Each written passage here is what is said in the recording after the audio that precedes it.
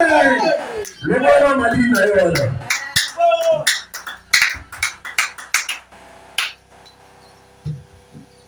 Avancez. Oh Jésus.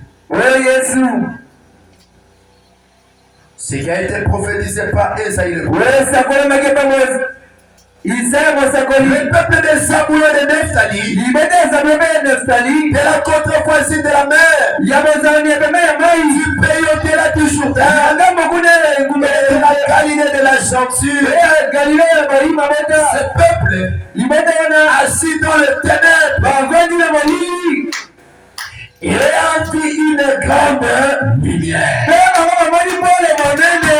Et sur ceux qui étaient assis dans la région, et de l'ombre de la mort, la lumière s'est levée. Oh, si autrefois, tu étais assis sur l'ombre de la mort, tu étais entouré dans le l'ombre du ténèbre. Ça demande quoi? Le réveil du soleil. Le soleil que nous parlons, ce n'est pas ce qui vient de sortir. Le soleil que nous parlons, c'est la parole originelle. C'est la parole qui a pu créer les cieux et la terre. Est-ce qu'il y a un amen? Amen. Ce n'est pas cette lumière que nous voyons. Ce n'est pas ce qu'est. Ce n'est pas ce qu'est. Ce n'est pas cette terre. C'est la parole qui t'a créé.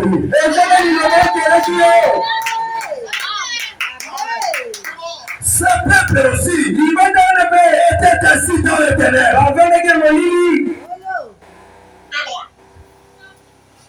Il ne pouvait pas bien marcher. Parce que quand ça fait noir, qui peut trouver le chemin? Alors Jésus est venu. Il a dit, je suis le chemin de la vie éternelle. Celui qui croit en moi, il ne meurt jamais. C'est avec quoi? La lumière s'est entrée au fond de ton cœur. Est-ce qu'il y a un amen? Amen. Oui, Jésus. Oh, Jésus. Ce peuple était assis. Dans l'ombre de la mort. Mais ils ont vu quoi? Une lumière s'est levée. Pour faire quoi? De ce moment, Jésus commença à prêcher. Et a dit, répandez-vous dans le royaume des cieux. Et qu'est-ce que Jésus attendait? Le lever du soleil. Lorsque le soleil se lève, on ne peut pas te bousculer pour croire au message. Lorsque la lumière se lève, dans une contrée, personne ne peut te bousculer de croire. Qu'est-ce que Jésus attendait? La confirmation de ce lever du soleil. Pour lui faire maintenant un pied la résurrection, la vie éternelle. Qu'est-ce qu'il attendait? Puisse Jean-Baptiste puisse se diminuer. Jean-Baptiste puisse se diminuer. Pourquoi? Parce que Jean-Baptiste, il avait une portion du Saint-Esprit. Si Jean-Baptiste était resté à cette position, Jésus ne pouvait pas avoir la plénitude de la divinité. Jean-Baptiste puisse se diminuer pour que Jésus ne pas dans maintenant l'autorité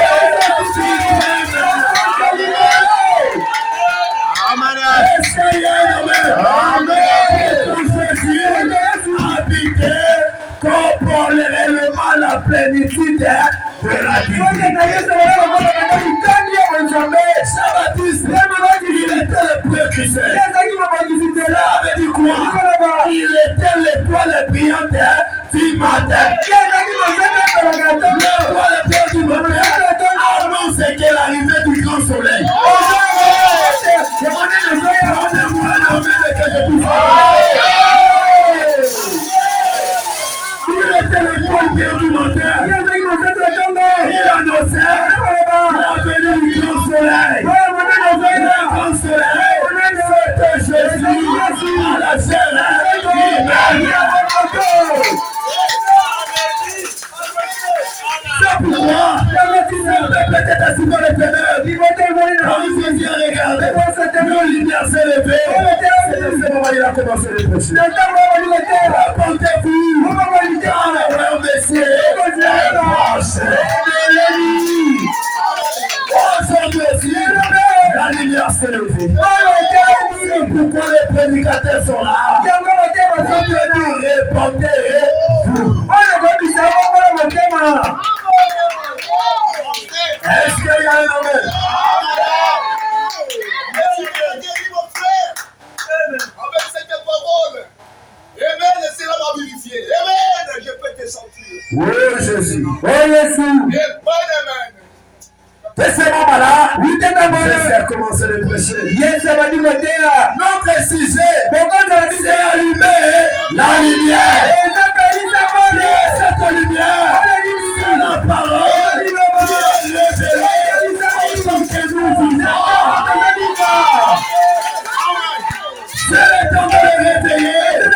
C'est le temps d'allumer. On a maudit le statut des enfers. Tournez et prends votre bougie. Associez cela avec cette bougie. Parce qu'il est lui qui contournait les 7 chandeliers. Il a commencé avec un pion. Il a battu avec un Irénée. Il a battu avec Corona. Il a battu avec l'Inter. Il a battu avec West. Il a battu avec William Mario.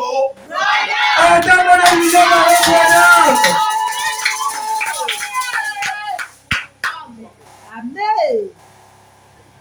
Oh Jésus. Oh Jésus. N'es-tu pas merveilleux? Yo, ça qui ton côté. C'est bon. Tu es merveilleux. Oh, ça qui ton côté. Prenons avec moi dans les brochures. Allumer la lumière. Est-ce qu'il y a une sœur qui peut allumer la lumière ce matin? Amen. Allumer la lumière. Allumer la lumière. Dans le paragraphe 27. Écoutez ce que dit le frère Branham. Par la parole de Dieu, le soleil est pile aujourd'hui. Parce que ce soleil que nous apprécions car est la parole de Dieu manifestée. Le soleil que nous voyons n'est rien d'autre que la parole de Dieu manifestée dans la jeunesse. Lorsque sur l'esprit nous exprime, frère Branham me dit, il n'était pas encore Dieu. Parce que Dieu est un Dieu.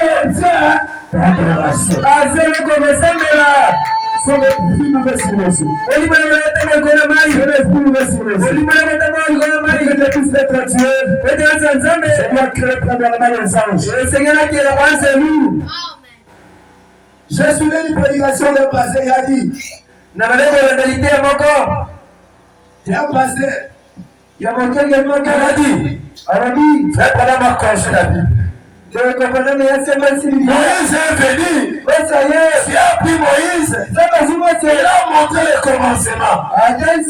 Moïse a dit les cieux, c'est la terre. Il a pris encore ça. Il a élevé. Ça dit que le commencement était la parole.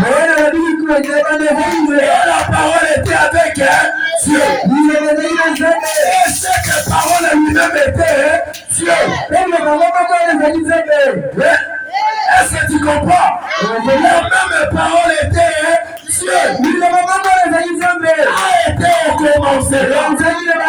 Et cette même parole s'est faite chair. À la chair de qui? À la chair de Jésus. Elle est habitée parmi nous. La première lumière, c'était la parole de Dieu. Et ce que nous voyons, c'est que la manifestation de sa parole. Quand il a dit dans la Genèse, que la lumière soit. Frère, Paul me dit, si la lumière n'était pas venue, on pouvait nous qualifier qui?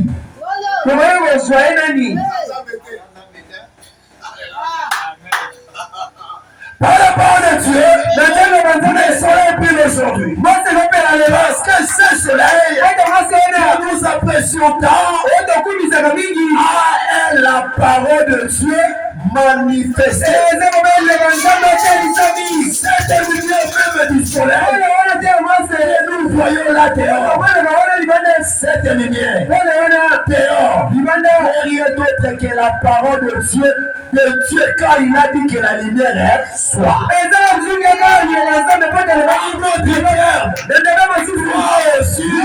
Si est la manifestation de la parole de Dieu. Lorsqu'il avait dit l'homme à notre image, ça veut dire quoi? Un homme, il y a une partie de Dieu.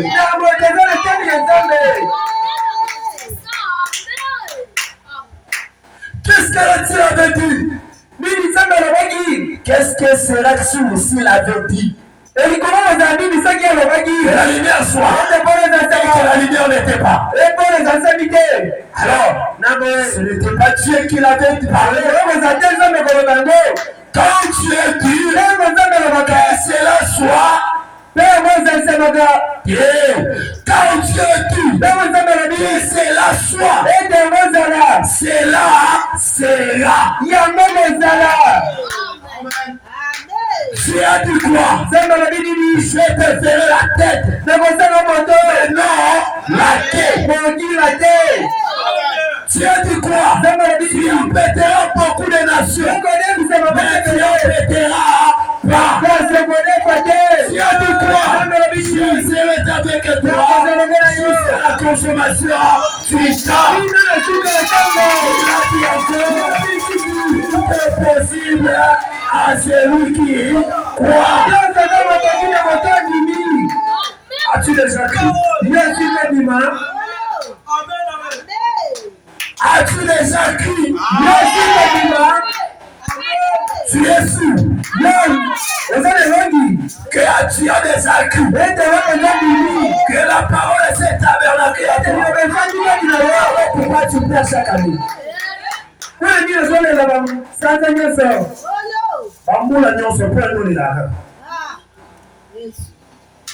Ce n'est que tu crois. La parole s'est tabernaclée à toi. Jésus a dit tout est possible. À celui qui croit. Croire c'est quoi? C'est être révélé. Croire c'est quoi? Connaître le lieu d'adoration. Croire c'est quoi? C'est cet tabernacle à toi.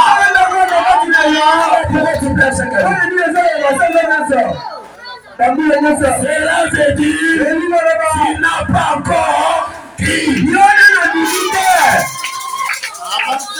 Tu crois? Et le mercredi, tu ne viens pas à l'église. Le vendredi, on te voit. Le dimanche, c'est par hasard.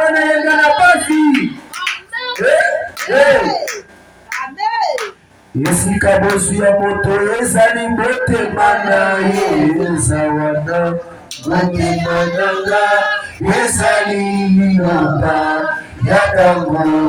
Est-ce que motema ezali na tango?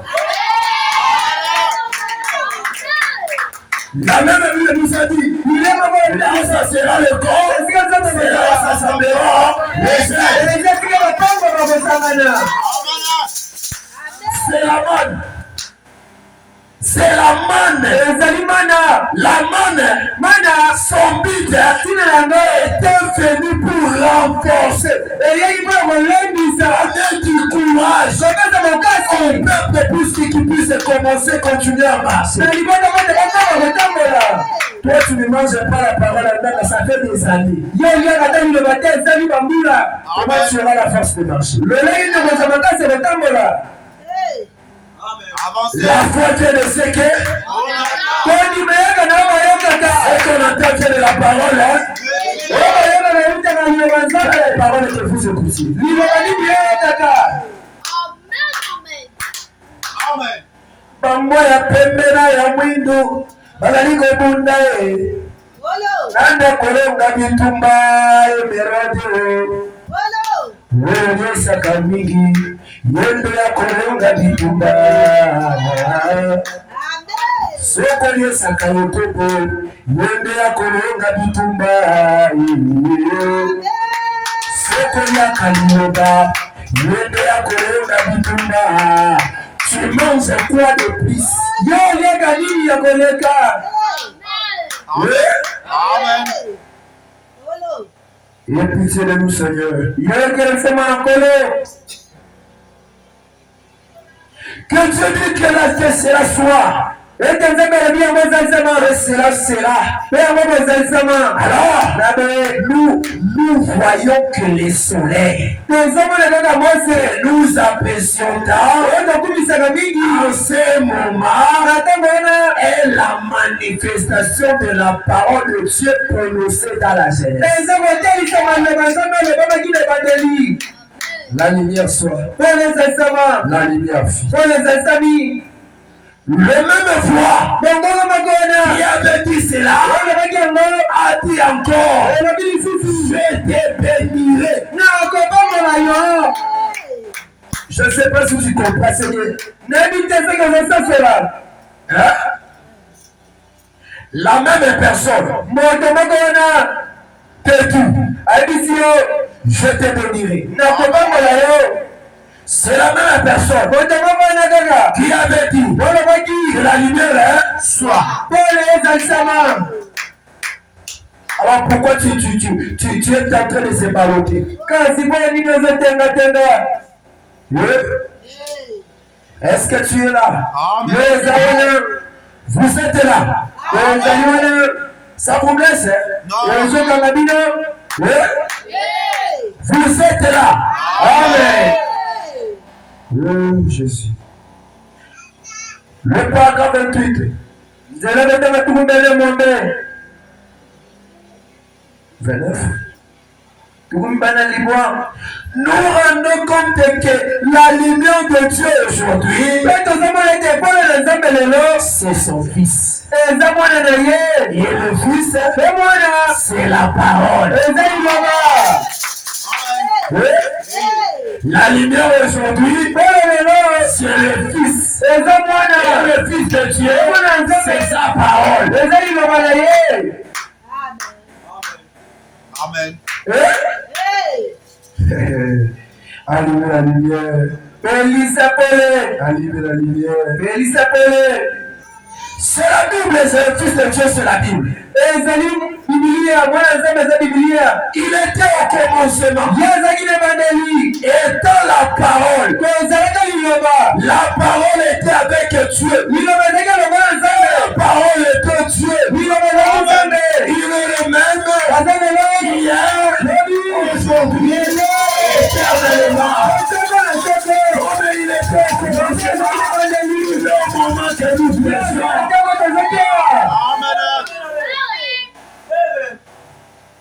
C'est la parole de Dieu. En tout temps. C'était Christ en eux. C'était Christ en Noé. C'était Christ en Moïse. C'était Christ à qui encore? En Abraham. C'était Christ à Élie. Devant les 4 apôtres de Baal. Aujourd'hui, confirmer qu'il y a Dieu. Le même Christ. Au commencement, le même Christ, au travers des âges, le même Christ aujourd'hui.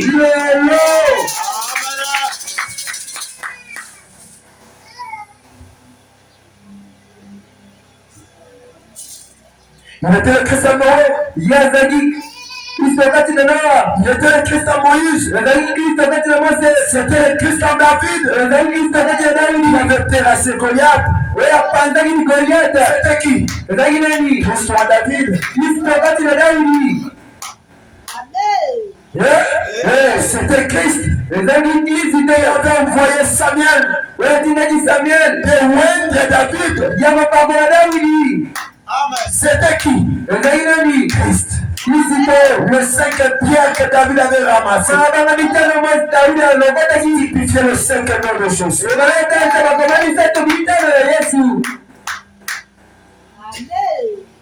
Il avait ramassé.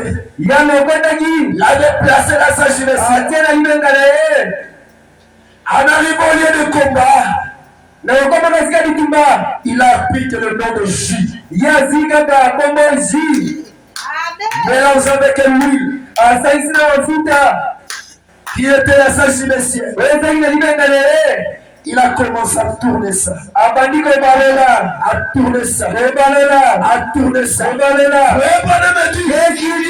avait envoyé les anges. Il devait tourner cette pierre 7 fois. Il a tourné. Jésus. Jésus a fait l'espoir. Jésus a délivré Israël. À ce temps-là, il lui disait par les sang de tout Christ de Torah. Alors aujourd'hui, nous vivons par le sang de Manuel. C'est nous qui peuvent faire des espoirs puissants. C'est nous.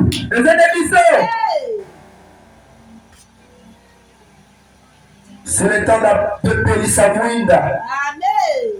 C'est le temps d'allumer la lumière.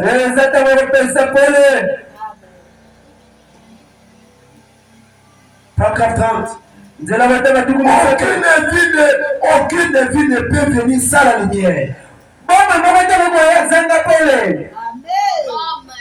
Amen. La lumière produit la vie. Sa lumière, il ne peut y avoir aucune vie. Que ça soit naturel ou spirituel. Là, on m'a dit c'est votre année ce soir. Prenez votre année. Parce que le soleil, le rayon soleil, ne frappe pas ici. Mais si vous regardez là-bas dehors, vous verrez la sémence de Matiti. Pourquoi? Cela reçoit les rayons du soleil. C'est la même avec la parole de Dieu. Si ton âme ne reçoit pas les rayons de la puissance de Dieu, tu ne vivras pas. Jésus, lorsqu'il vivait avec Lazare, Lazare ne pouvait pas tomber malade. Pourquoi? Lazare était accroché avec cette lumière. Il faut cette lumière s'est détachée de Lazare. Lazare est tombé malade. La mort est entrée. Et Lazare était mort. À son retour, le sœur de Lazare, le sœur,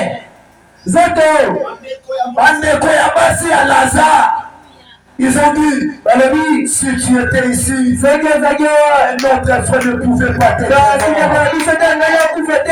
Pourquoi? Ils sont reconnus qu'il y avait un homme qui allumait la lumière. Et cet homme-là, c'était Jésus. Il résidait chez eux. Il mangeait là. Il ne manquait même l'endroit pour dormir. Il passait tout son temps avec la famille de Lazare. Mais néanmoins, il était la lumière du monde. Amen. Chers diamants, soyez pas attentifs.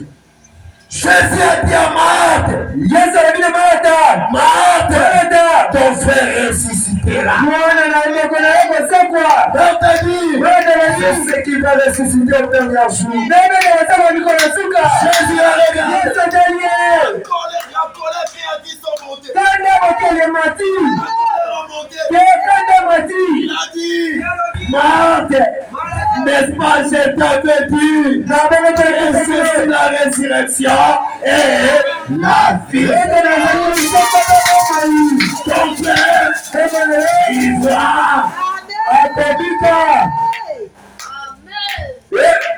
Pourquoi? Il était la lumière.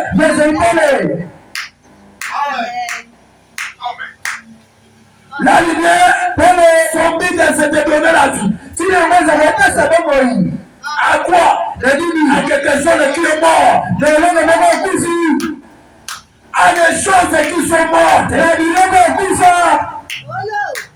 Lazare était mort. Il n'y avait plus de vie. Pendant 4 jours, Jésus, il faut des bâtons de Lazare. La colère créative sont la colère remontée. Il a dit, enlevez simplement la pierre. Frère Bonhomme a dit, la pierre que Jésus disait, ce n'était pas la pierre physique. C'était le langage de côté. S'il parle avec des paraboles, la pierre qui parlait, c'était la crédulité qui se trouvait au-dedans de son cœur. Lorsque quand il a regardé, ils ont enlevé la pierre dans le Jésus a dit que la crédulité s'y était restée. Jésus s'était dit, la même voix, avait crié ce jour dans la jeunesse. La lumière est soir, la même lumière, c'était devant la tombe de Lazare. Lazare sort. Si Jésus n'avait pas cité le nom de Lazare, il aurait pu avoir une résurrection complète.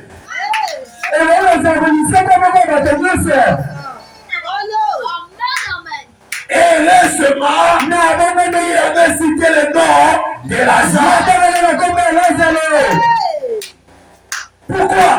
Le Créateur était là. Il était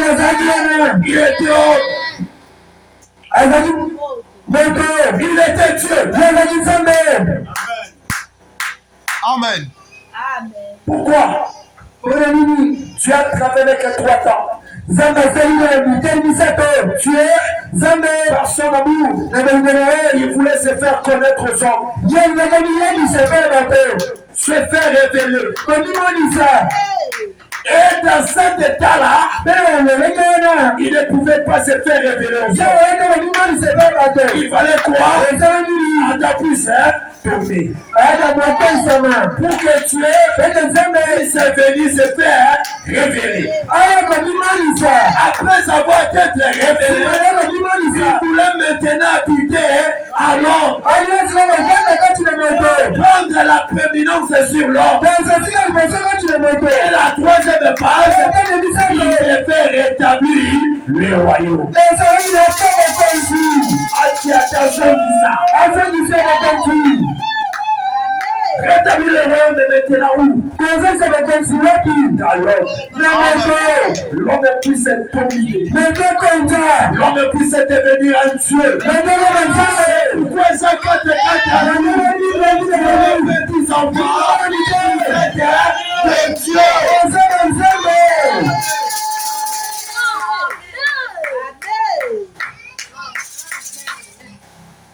Vous êtes Dieu. Vous les avez vaincus. Pourquoi? Celui qui est dans celui qui est dans celui qui est dans le monde. Celui qui est dans le monde.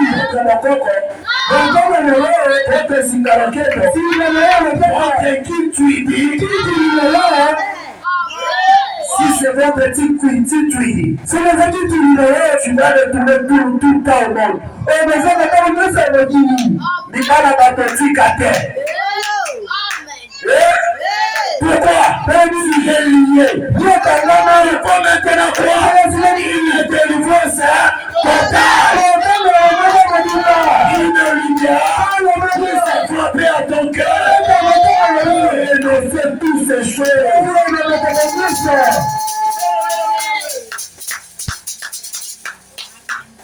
Sans cela, tu feras qu'un tout.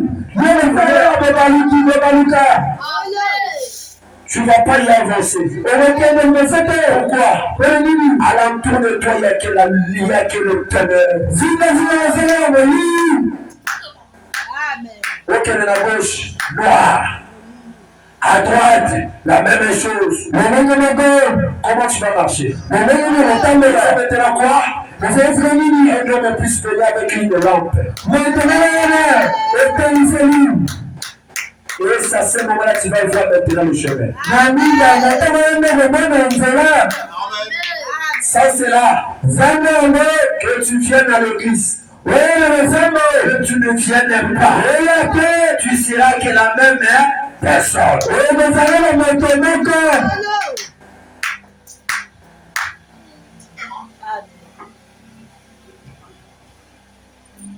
Et la lumière ne peut venir que par la parole de Dieu. La parole de Dieu, c'est la lumière. Elle est manifestée. Il est une sémence qui est là. Car Dieu a planté toutes les semences. Si à toi, tu avais placé une semence,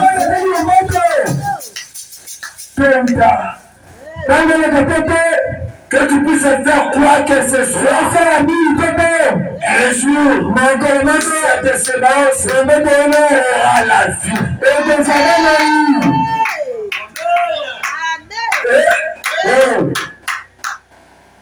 Un jour, cette semence aura la vie. Ne sous-estimez personne. Peu importe son rien social, peu importe il est dans le péché, s'il est un enfant de Dieu, il est néanmoins un enfant de Dieu. Il est un enfant éloigné. Il est habité, mais un enfant éloigné. Un jour, il va reconnaître la voix de son Créateur. Et il va retourner. Pourquoi? À lui, il y a une étincelle de vie. Nos corps étaient sur la terre avant que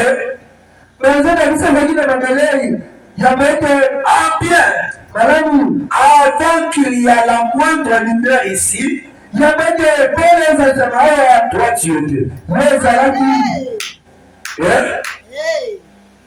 Avant que Dieu puisse créer le ciel et la terre, toi tu étais. Tu étais où? Tu étais en lui. Tu étais dans cette pensée. Parce que la parole, c'est la pensée exprimée. Car il avait dit créer l'homme à notre image, c'est la veille de pensée de créer. Cela veut dire s'il était en lui. S'il était en lui. Et maintenant, il est manifesté. Manifester pour faire quoi? Manifester les œuvres que Jésus avait fait.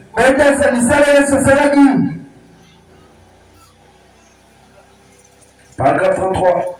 Rien ne peut vivre sur le plan naturel ou spirituel sans sa lumière.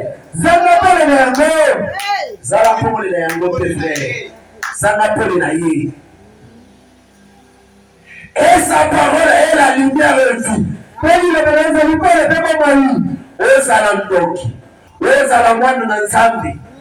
Tu vas vivre que par sa lumière.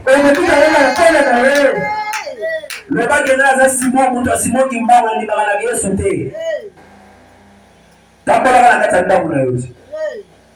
Pourquoi la toi tu m'as dit parce que Dieu a fait moyen que la lumière puisse être là.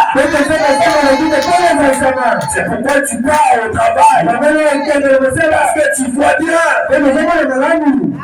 N'est-ce pas ça? Cela veut dire, Obo ya Minoba, Obo ya Te, Ozobi Kande ya Mwana Mpole ya Nzambe. Fofo, Mwenebebe, Nzambe azalaka te. Nzambe azalaka te. Mwana Ozobi Kande ya Koko na bino. Cela veut dire qu'il y avait un Dieu qui avait créé cela.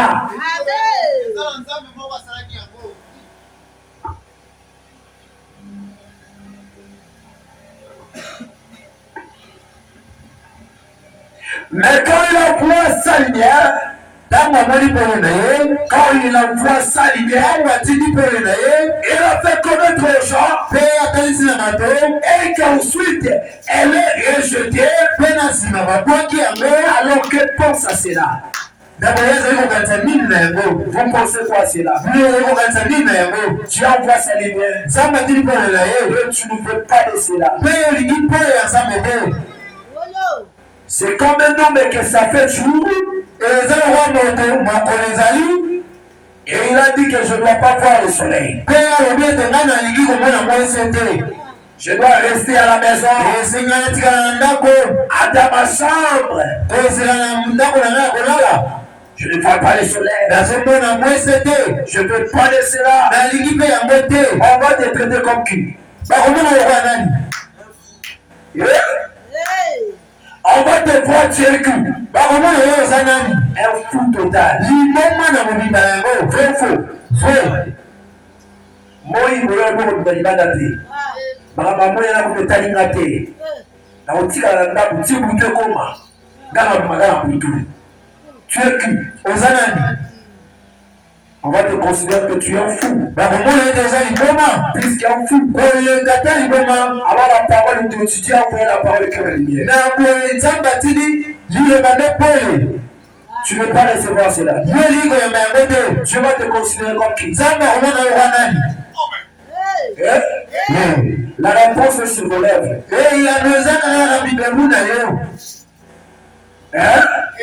Plus qu'un fou.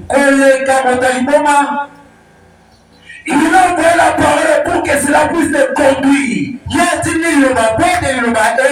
Je vous amènerai jusqu'au beau port. Parce que je connais mieux les chemins.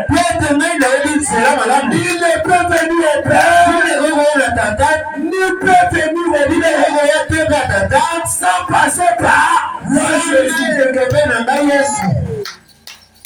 Le Fils de Dieu. C'est sa parole. La Bible que nous écoutons, tu as envoyé sa parole. Les hommes ne l'entendent pas. Parle avec les hommes.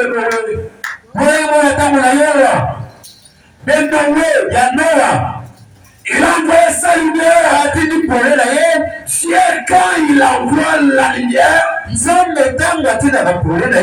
doit confier la responsabilité à travers un homme.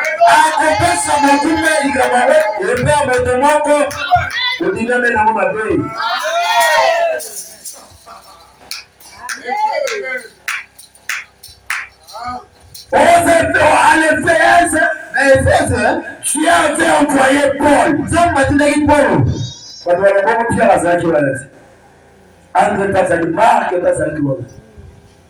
Timothée Matthieu, dans la Bible, il a raconté simplement l'histoire comment il vivait avec Jésus. Il avait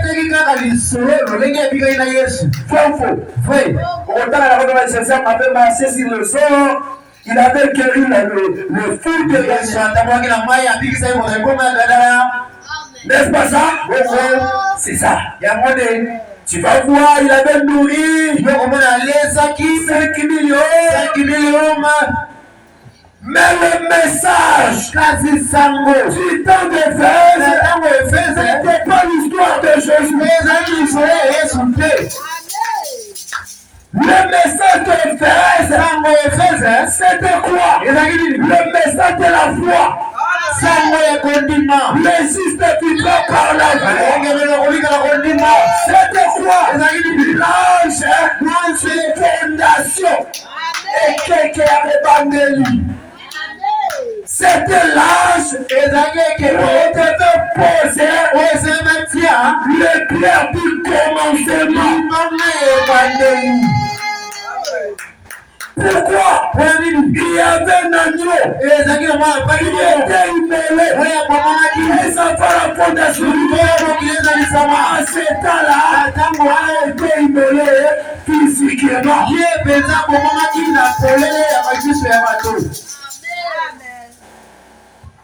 Il ne vivait plus à l'ombre des animaux. Il ne vivait pas l'ombre du poupou.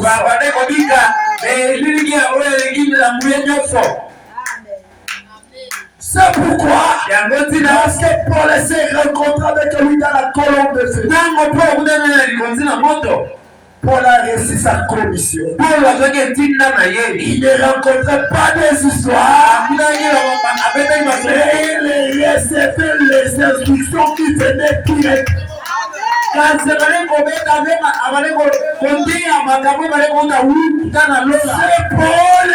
Paul qui a mis l'autre dans l'église. C'est Paul qui a dit qu'il ne peut pas pécher.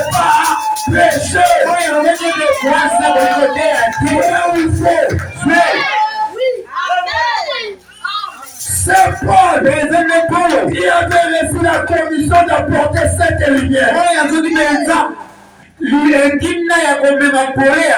Matthieu, Pierre avait reçu la responsabilité de rester avec l'église de Jésus. En étant pasteur, un ancien, ce n'est pas ça. La commission de cet âge était réservée pour Paul. Paul n'avait pas rencontré des histoires, il a dit des choses réelles. Il a vécu avec l'ange du Seigneur. C'est pourquoi il a dit, si un ange du ciel vient pour contester ce que moi, Paul, je prêche, qu'il soit anathème. Alors toi aujourd'hui, tu viens contester ce que Paul a dit. De placer une femme de prêcher. Une femme de pasteur. Et la première prédication de la femme, c'est ça qui avait amené la mort. Il avait prêché qui? Au somme. Parce qu'Anata, c'est lui qui portait tout le coup à Mimali. Derrière son dos, elle va prêcher Adam. C'est là le quoi. Et aujourd'hui, tu fais que la même femme puisse introduire encore la mort. Ce n'est pas pour sous-estimer nos moments. Mais c'est pour mettre les choses en clair.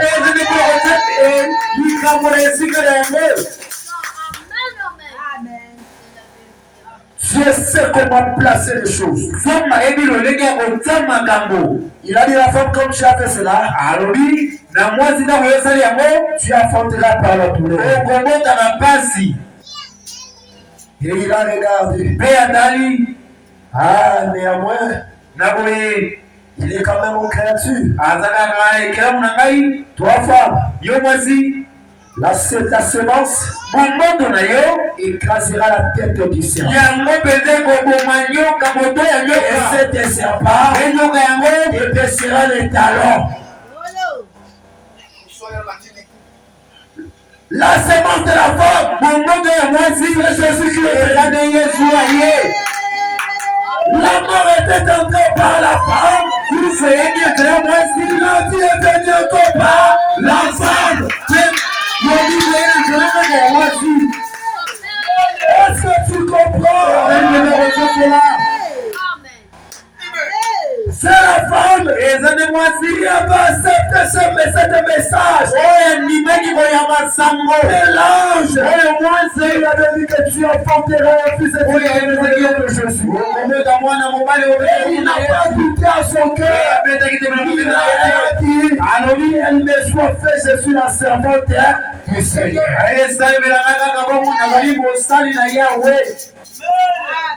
Mais un sacrificateur a tout voix de l'ange.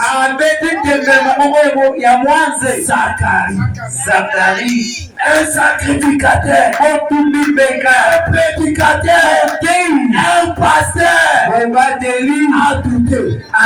Mais une brebis accepte avec facilité. Beaucoup de pasteurs enterrés en enfer.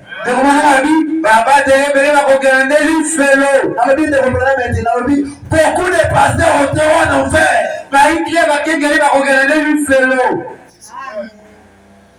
Pourquoi? C'est difficile pour qu'ils puissent croire. C'est difficile qu'ils puissent s'humilier.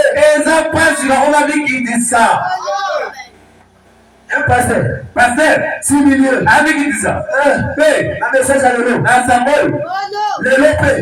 L'élo. Il s'est millié. Avec qui dit ça? Mais par le ami, il dit ça, ça va ça, il dit. Mais il dit dans le tombeau. Zambé, agita. Que nous on dit que l'eau commence à aller à ma paix. Wapo kusema mwalimu si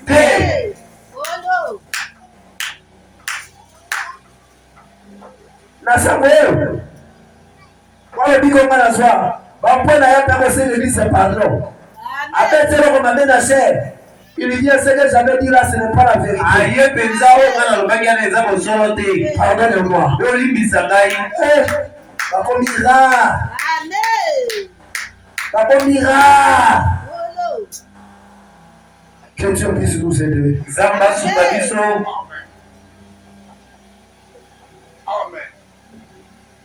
Quand il a vu sa lumière, il a fait connaître aux gens. Et les gens ne l'avaient pas. Je se demande pourquoi. Pourquoi je l'avais créé? Je lui ai envoyé la lumière. Ils n'en veulent pas. Pourquoi j'avais créé cet quartier?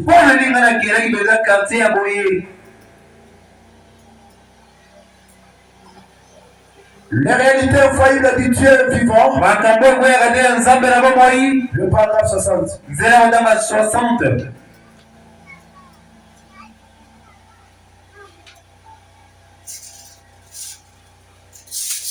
Regardez, le million sur la terre. Pardon, c'est pas ici.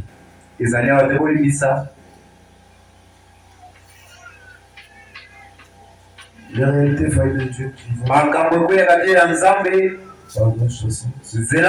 60. Du temps de Jésus de Nazareth, quand il était sur terre, passant dans la chair, il y trouva en son jour les gens inquiétés d'une religion qui leur apporterait la délivrance.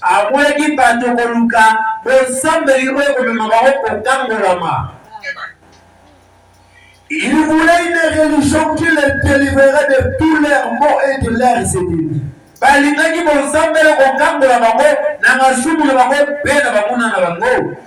le christianisme a répondu à chacun de leurs exigences.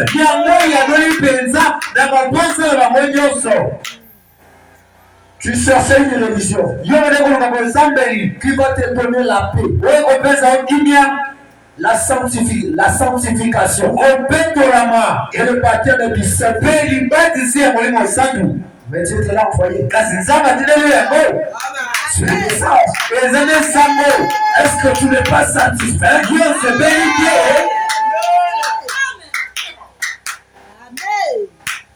Là-bas, on te fait prendre de l'eau.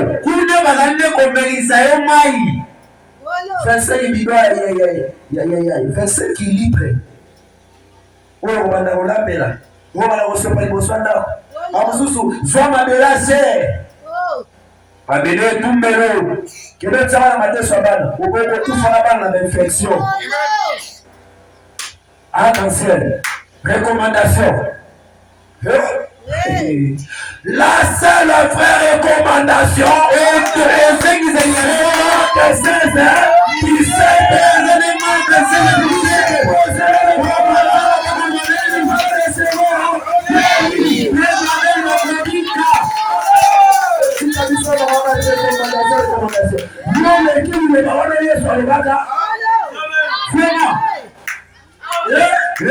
seule vraie recommandation, c'est vrai que moi je suis aussi pour révéler nos bénis.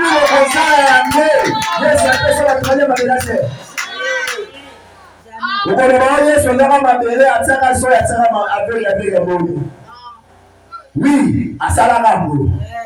Mais ils ont la époque na bango. Parce que quand dit manabango, et bandala ko passer seigneur na eloko. Amen. Amona maba yemi mwe mamoko pona andima.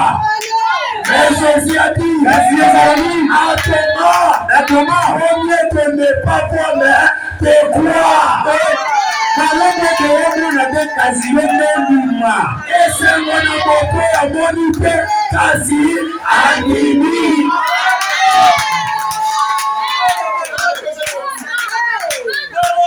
Vous pensez que c'est ça pourquoi?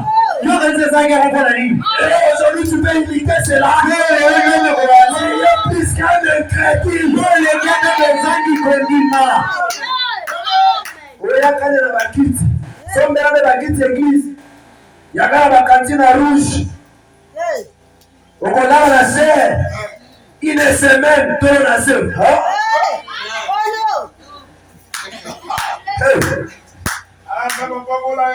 Comment ça se fait une semaine de salade chez le monde dans la couche?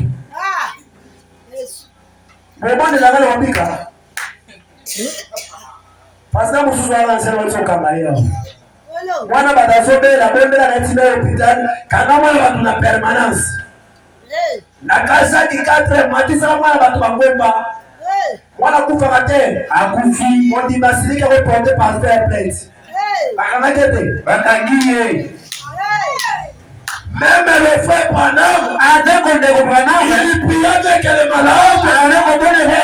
Il va consulter le médecin. Il dit que Dieu a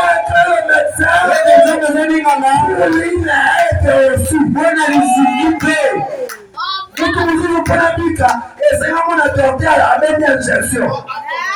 À Tomoli, à travers cette hâte, à lui mettre des gens qui sont côté, à lui. Vrai ou faux? Vrai. Mais cela ne veut pas dire que la guérison vient au médecin. C'est la chose de l'éternel.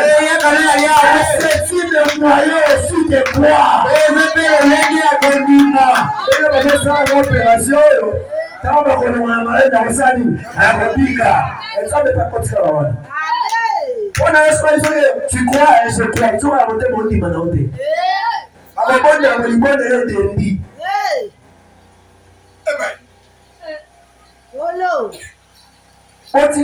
Pardon. Nous croyons ce que Jésus nous a dit.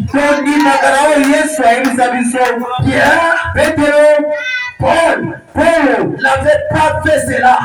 Ce que Paul avait utilisé, simplement son mouchoir. Ton mouchoir. Tu viens avec cela, il prie avec, et tu vas avec cela, le mouchoir pour toi sonner. Directement, il est Dieu. C'est ça ce que tu as parlé de présence. Il y a le prochain ou bien passage de mon place, il faut parler ma sœur, il faut avoir de la connaissance. Et c'est que c'est le fruit de l'esprit aussi. Si tu n'as pas la connaissance, on va te faire manger même des saletés de la WC, tu manges. Parce que on a pété la faiblesse. Mais là, quand même, il agit. Ça rend compte que tu es en train d'attirer les mamies ouatées de sirènes dans ta maison.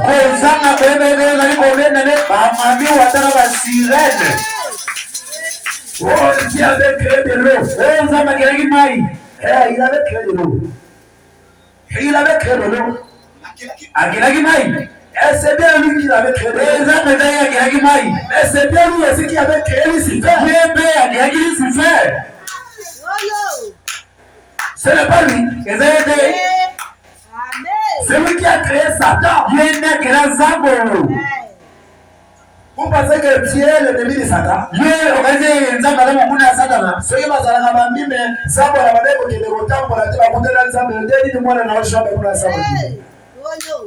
Ah, Jean de Wana c'est la prophétie aujourd'hui. Il collaborait. Vrai. Oh Jésus. C'est lui qui a créé de l'eau. C'est lui aussi qui a créé Satan. Satan, c'est l'ange déchu. Comme un enfant de Dieu égaré.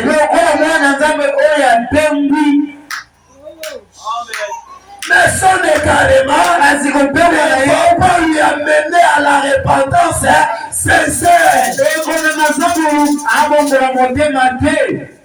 Bandoki bazanga kreyo na gome atalile baekopeta na motema bango bakokite kobongola mitema na bango bazanga kreyo na gome muda siate kaka Yesu Petero pe awanga na kiyero kasi Petero azalaki na kreyo na gome. La gomme c'est la repentance sincère. Comme les années, on la montée s'il avait connu Jésus, il a dit qu'il avait la semence de Dieu. S'il était au moyen de la repentance, lui pardonner. Mais comme lui, il n'avait pas l'étincelle. Les mains n'étaient pas en lui. Il n'y avait pas moyen que le carrément puisse venir tirer. C'est ça qui lui a envoyé de se faire pendre. Ce qui se pend aujourd'hui, c'est l'esprit. L'esprit ne meurt pas. L'esprit qui avait travaillé dans la jeunesse. Et aujourd'hui, le mauvais esprit ne meurt pas. L'esprit de Dieu aussi ne meurt pas. Ok, on va dans 6. J'avais dit que je ne dois pas traîner, mais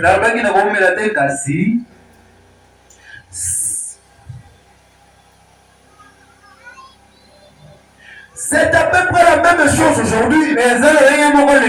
Comme autrefois. Nous voyons qu'aujourd'hui les gens sont à la recherche d'une religion qui fera quelque chose pour eux.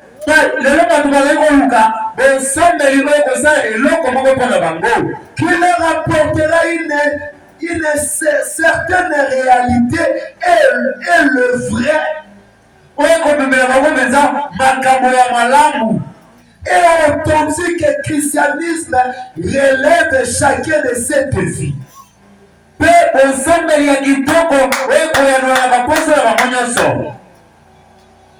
Pardon. Qui leur apportera une certaine réalité. Et la vraie. Et authentique que le christianisme relève chacun de ces défis. Mais ils refusent de recevoir cela. Ils n'en veulent pas du tout. Simplement pas. La nature des gens aujourd'hui, je ne parle pas des églises nées de nouveau. Je parle de la nation et du pays dans l'ensemble. Les gens ne veulent pas. Si vous voulez quelque chose, vous ne pouvez pas vous reposer jusqu'à ce que vous l'avez obtenu.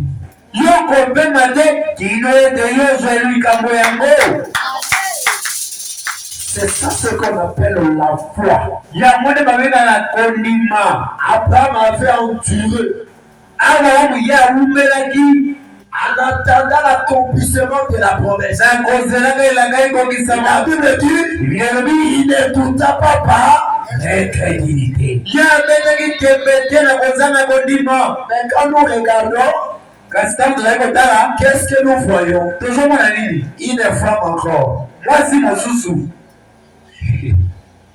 Il vient prêcher encore à son homme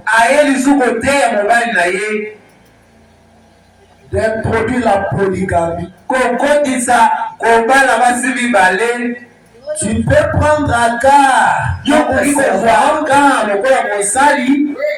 et à travers elle va t'enfanter un fils qui va obtenir cet héritage. Mais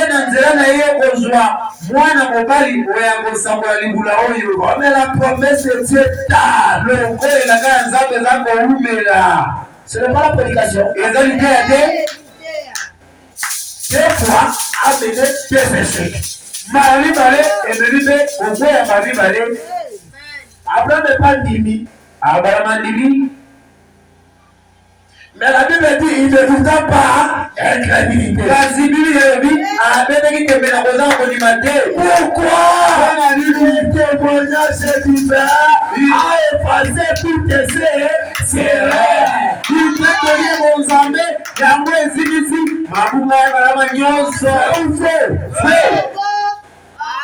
parce qu'il a fait la gomme. Si tu m'as fait la promesse, laisse écouter la voix de ma femme. Ça est facile. Il avait douté. Il ne douta pas l'incrédulité. Pourquoi il se met à la douta du mal? Ce n'est pas la folie de l'incrédulité. Le témoignage divin. Peu importe ce que tu as commis, peu importe ce que tu as fait, la lumière frappe à ta cœur. Elle va faire disparaître tout cela. Quand tu te regardes, une sainte femme, allume-moi au centre. Quand le monde te regarde, il une forme empirique. Et quand tu te regardes, ma fille, pourquoi le témoignage du Père le sera.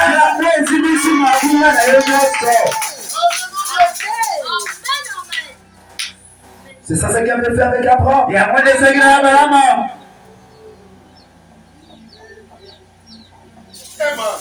Jésus a dit dans le Jésus a dit dans le béatitude, Dieu soit la vie. Et dans le béatitude, la béatitude, et ceux qui ont faim, et soif de la justice, car ils seront rassasiés. Toi, si tu as faim, et soif, la soif de quoi? La parole puisse se tabernaculer à toi.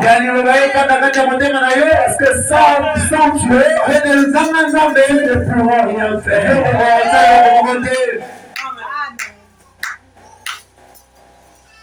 Oh Dieu, 67. Il est de même aujourd'hui. Exactement la même chose. Il ne fait cela, mais il ne veut pas recevoir cela au niveau que Dieu l'a apporté.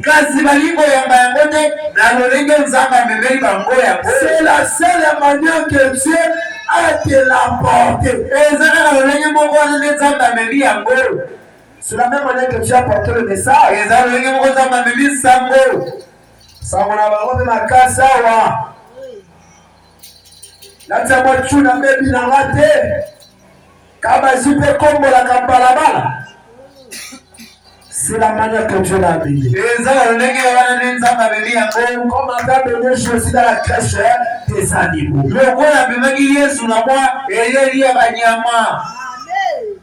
Tout va dépendre de ce que tu regardes. Tu ne vois pas Dieu.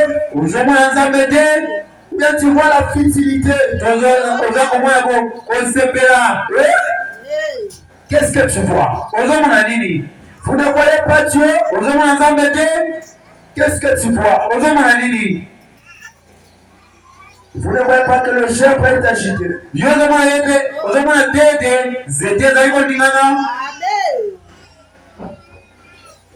Nous ne pouvons pas vivre de la lumière d'hier. Le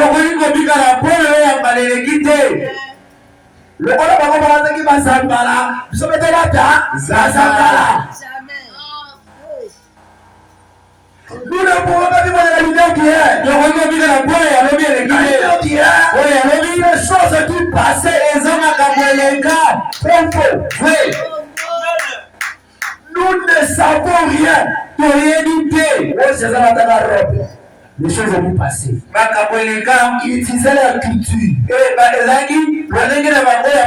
Dieu se cache, il se cachait dans la simplicité. Vous ne pouvez pas vous réchauffer aujourd'hui par le soleil qu'il a brillé hier. Vous ne pouvez pas vous réchauffer aujourd'hui par le soleil qui a brillé. Voilà ce qui va pas dans les églises aujourd'hui. Il est nécessaire de chauffer l'église avec le soleil qui a brillé hier. Nous devons y avoir le soleil dès maintenant. Avec la terre. Le témoignage de Branham. Il avait créé les écureuils. Oui. Cela va me fortifier et augmenter ma foi. Mais cela ne me servira de rien pour avoir quelque chose aussi de manger comme sa famille avait mangé.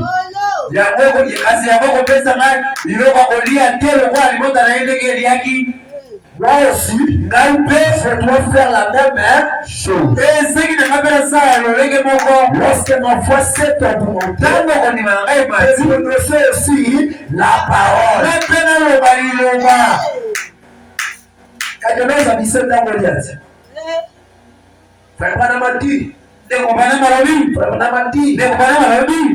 Il avait aussi fait. Il avait rempli les péquilles. Combien?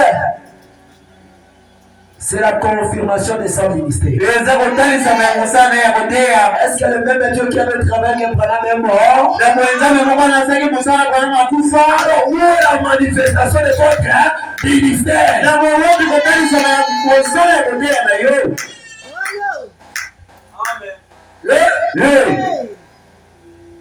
Nous ne en disconvenons pas. Ils sont de Dieu l'a à travers avec le maladie de manière énorme. Est-ce que Baruch n'a pas manifesté cela? Il a manifesté. C'est pourquoi pour aujourd'hui on pouvait dire le Dieu de Baruch. Il n'est plus. C'est le temps que le pasteur Carlos puisse aussi manifester le même Dieu. Peut-être sortir les Dieu par où tu étais l'histoire. Dieu réel.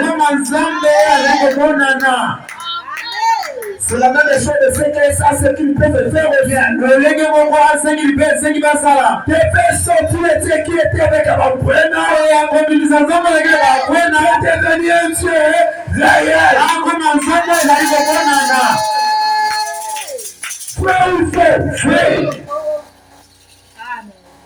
Le faire sortir de l'histoire. Il y a pas de temps. Nous ne pouvons pas vivre de la lumière d'hier. Les témoignages d'hier. Nous voulons voir nos propres témoignages. Tu avais tout fait avec la Sérati Waït.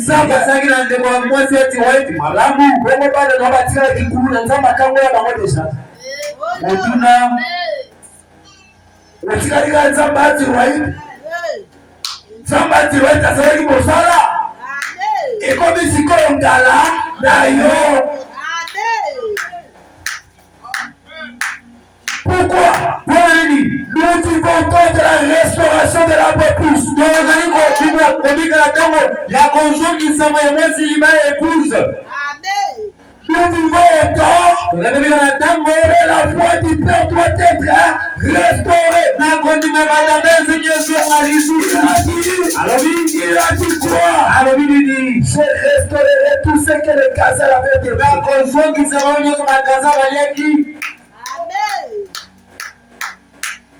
Et la foi des pères à leurs enfants. Des enfants à leurs pères. Cela veut dire quoi? Même les actes que les apôtres ont fait, nous aussi nous devons le faire. C'est là que la foi est aussi belle. Amen. Pour la Saraki. Comment le jour fait ça là-bas? Babel Babikaki. Le Biki si combien? Se ramener. La foi de père à l'air. Nos pères, ce sont les apôtres. Les fois, on était ramenés à cet âge de la Odyssée. Ils ont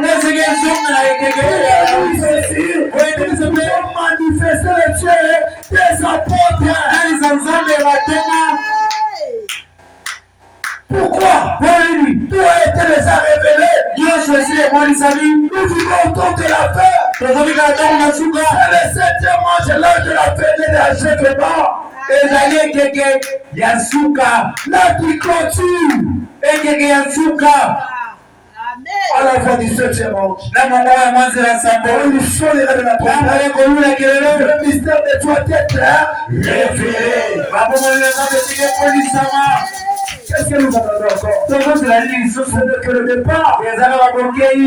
La puissance de Dieu est maintenant sur la terre.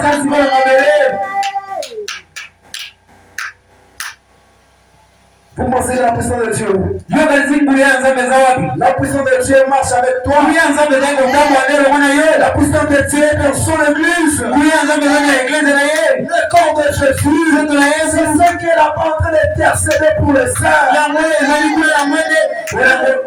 Même l'esprit que nous faisait Dieu est maintenant avec nous. Pour manifester les œuvres de Maman, papa, c'est le temps d'allumer la lumière. Là où ça ne marche pas, c'est le moment que ça puisse marcher. Que le Seigneur puisse vous bénir.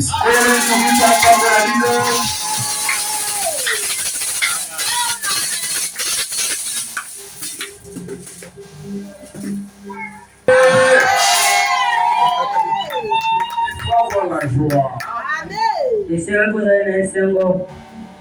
La parole créatrice. La parole créatrice. Et quand vous écoutez cette parole, vous devez recevoir la joie. Et la joie parfaite, ça se trouve dans ce message. C'est ça. Ce que le frère vient de prêcher, c'est la pire parole. Malheureusement que c'est une église qui commence à être un combat. C'est ça la parole de l'épouse. Tellement que mon bébé spirituel, il n'y a pas moyen de vous